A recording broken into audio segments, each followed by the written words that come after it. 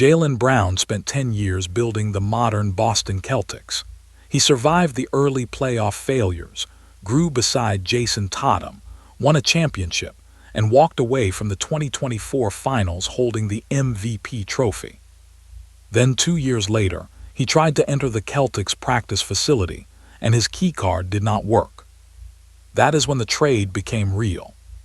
Brown later explained on Twitch that he went to the Auerbach Center after the news broke and his access had already been shut off. He said he was still processing the deal, and that there had been a lack of respect in how parts of the process were handled.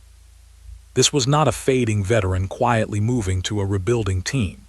Brown was 29, coming off the best statistical season of his career, 28.7 points, 6.9 rebounds, and 5.1 assists. He had just made All-NBA, finished 6th in MVP voting, and carried Boston to 56 wins, while Tatum worked his way back from an Achilles injury. And Boston did not send him out west. It sent him directly to Philadelphia, the rival that had just completed a 3-1 comeback and eliminated the Celtics in Game 7. So why would Boston trade a player in his prime to the team that had just embarrassed them? The answer is not one secret meeting or one argument.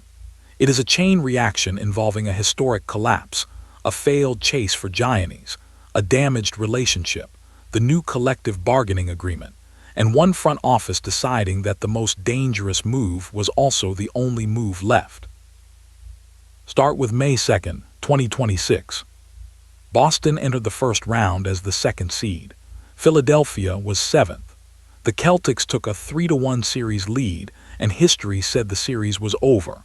Boston had never lost a playoff series after going up 3-1. Then Philadelphia won Game 5. It won Game 6. And in Game 7, inside TD Garden, Joel Embiid delivered 34 points, 12 rebounds, and 6 assists as the Sixers won 109-100. For Philadelphia, it was the franchise's first successful comeback from a 3-1 deficit. For Boston, it was the first time the organization had ever blown that lead. The Celtics did not simply lose. They watched the old hierarchy of the rivalry collapse on their own floor. That matters because front offices do not evaluate a roster in a vacuum. They evaluate what happens when the same core reaches maximum pressure. Boston had Tatum back, but not at full strength, and he missed Game 7. Brown had produced an extraordinary regular season, but the team still failed at the first obstacle. After the loss, Brad Stevens said Boston needed more impact at the rim. That phrase sounds ordinary, but it points directly toward the next domino. The Celtics had elite wing scoring. What they did not have was the overwhelming interior force that could change every possession. And one of the greatest interior forces in basketball was suddenly available. When Milwaukee opened trade discussions around Giannis Antetokounmpo, Boston went hunting. According to reporting from ESPN, the Celtics offered a package built around Jaylen Brown and 2 first-round picks. That was not internet speculation. It was the clearest public signal possible that Boston was willing to break up the Tatum-Brown partnership for the right superstar. Basketball logic explains the pursuit. Giannis attacks the exact weakness Stevens had identified. He creates pressure at the rim, protects the paint, rebounds, and changes the geometry of a playoff series. Pairing him with Tatum would have given Boston 2 different kinds of pressure instead of 2 scoring wings whose strengths sometimes overlapped. But Milwaukee chose Miami. And that rejection changed everything. Once Brown's name appeared in a real offer, Boston could not pretend the relationship was untouched. Brown had spent years hearing trade rumors. This time, the offer was specific, aggressive, and public. The Celtics were not merely listening. They were attaching first-round picks to Brown in an attempt to replace him. The easy path would have been damage control. Call Brown, tell him he was still valued, and run the team back. But Boston had already answered the larger question. The front office believed a different star structure could produce a better championship team. That does not prove Brown demanded a trade. Reporting indicated that he did not. It does mean Boston had crossed the psychological line between considering change and actively trying to make it. When the Giannis deal disappeared, Brown remained in Boston, but the old certainty was gone. Every team in the league now knew he was available, and Philadelphia was already watching. The Sixers had their own problem. Paul George was 36, had played only 37 games, and was coming off one of the least productive seasons of his career. Philadelphia needed a younger wing who could carry offense, defend across positions, and grow beside Tyrese Maxey instead of aging away from him. Brown was almost a perfect answer. But according to Shams Charania, Boston's initial bar was enormous. If Philadelphia wanted to send Paul George back, the Celtics were thinking about 4 or 5 first-round picks or a young player such as VJ Edgecombe. That is important because the final deal looked nothing like that opening demand. Philadelphia received Jaylen Brown. Boston received Paul George, 2 first-round assets and 2 second-round picks. The first-round portion included a complicated 2028 asset and Philadelphia's unprotected 2031 first. The second-rounders were tied to multiple teams and future seasons. On the surface, it looked like Philadelphia had turned an older, frequently unavailable player into a 29-year-old all-NBA wing by paying draft capital. That is why the immediate trade grades were brutal for Boston. But Boston was not valuing this only as Brown versus George. It was valuing flexibility, future picks, and the ability to reshape a roster that had become extraordinarily expensive under the new collective bargaining agreement. Brown had 3 years and roughly $183 million remaining. In the apron era, a massive contract is not just expensive. It can restrict trades, limit how contracts are aggregated, freeze future draft picks, and make every mistake harder to correct. Boston may view George as a temporary bridge, not Brown's true replacement. His contract is shorter. The future picks can be moved, and the 2031 Philadelphia pick arrives far beyond the current Embiid timeline, when the Sixers could look completely different. That is the strongest defense of Boston's decision. The problem is that flexibility does not score 28 points a night. Picks do not defend wings in May, and George's recent health makes it difficult to believe he can replace Brown's nightly burden now. Boston exchanged certainty for optionality. Philadelphia exchanged optionality for a star in his prime. The basketball fit in Philadelphia is powerful, but it is not frictionless. After the Game 7 loss, Brown criticized officiating and said Joel Embiid had been flopping. On a later stream, he went further. Embiid is one of the greatest players ever, Brown said, but he flops, and he knows it. Now they share a locker room. The first meeting will be awkward. The larger question is whether the tension matters once basketball begins. Maxey gives Brown something Boston could not always provide, a guard who constantly bends the floor with speed. Embiid demands double teams and occupies the center of the defense. Brown can attack tilted coverage, cut behind ball-watching defenders, punish smaller wings, and defend the opponent's strongest perimeter scorer.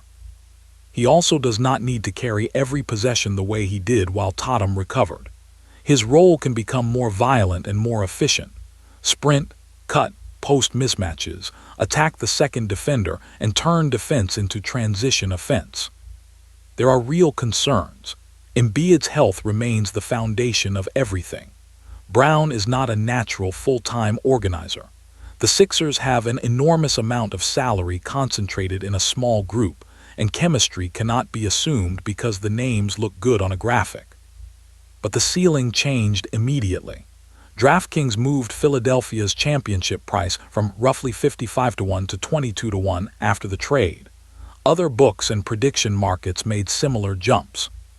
Vegas did not declare Philadelphia the favorite. It did say the Sixers had moved from long shot to legitimate threat. And then the story got even louder. LeBron James told the Lakers his 8-year run was over. His agent, Rich Paul, confirmed that LeBron intended to play a record 24th season somewhere else. Hours after the Brown trade, Philadelphia reportedly expressed interest.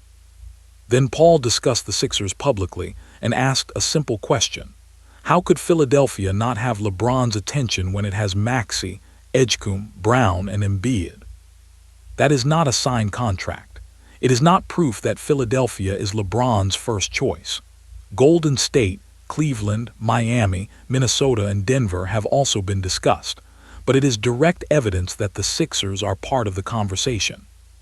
The roster logic is obvious. LeBron would not need to lead the league in minutes or create every advantage. He could organize the half-court offense, feed Embiid, release Maxey in transition, and let Brown handle the most physical wing assignment. There is also a strange personal thread. Mike Gansey, Philadelphia's new president of basketball operations, finished second to LeBron in Ohio Mr. Basketball voting in high school. Their careers went in completely different directions.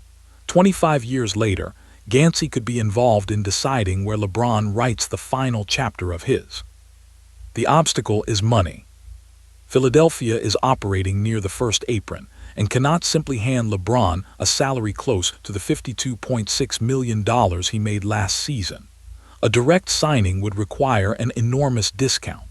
A more complicated transaction would require cooperation, outgoing salary, and careful cap work. So the LeBron possibility is real enough to discuss and difficult enough to doubt. That tension is exactly why it matters. Brown made Philadelphia interesting.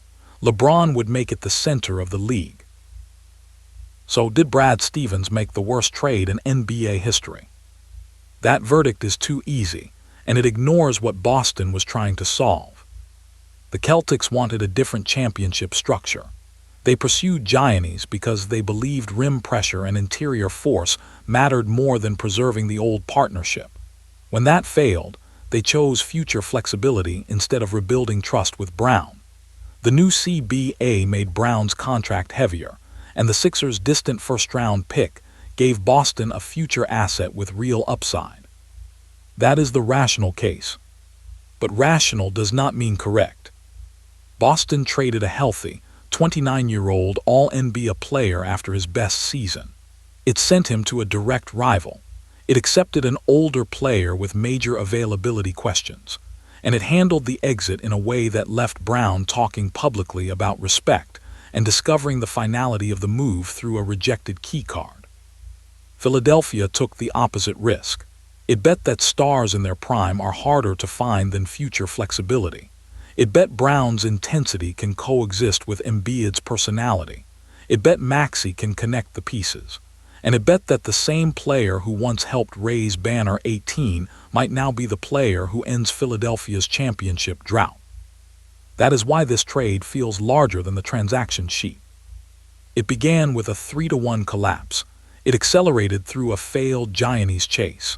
It ended with Boston opening the door for its rival and then shutting Brown's keycard off behind him. The first time Jaylen Brown walks back into TD Garden wearing a Sixers uniform, every rumor becomes irrelevant.